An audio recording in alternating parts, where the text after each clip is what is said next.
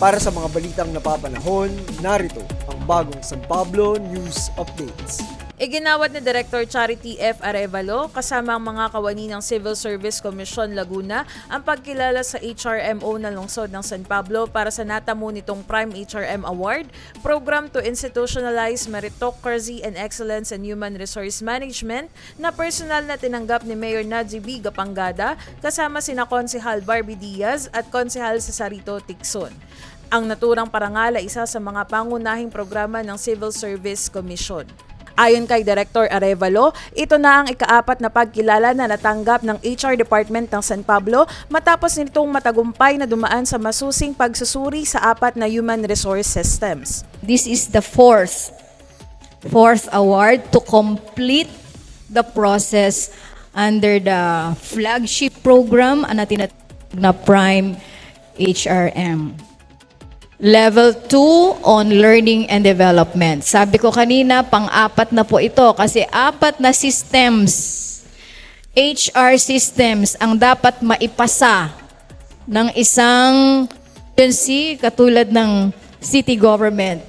And very good at naipasa ng city government yung apat na systems sa pamamagitan ng inyong Human Resource Management Office headed by Ma'am Elsa. Palakpakan si Ma'am Elsa and the rest of the HR team. Nais ko lang pong ipagmalaki sa inyo na hindi po lahat ng LGU ay nakakatanggap ng ganitong award sa Prime HRM. So napaka-swerte ng City Government of San Pablo. Pang-ilan ba sila sa LGU?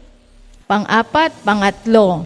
So we have the City Government of Calamba, City Government of Binyan, City Government of San Pedro, and now City Government of San Pablo. Nagpahayag naman ng pasasalamat si Mayor Nadji B. Gapangada sa Civil Service Commission sa pagkilala nito sa Human Resource Management Office ng lungsod. Thank you for these awards because this is you. These awards belong to you. Kayo po yun. Palakpakan po natin ang ating mga sarili. Wala pong magiging award na ganan kung ang ating mga empleyado, ating mga kawani ay palpak sa trabaho.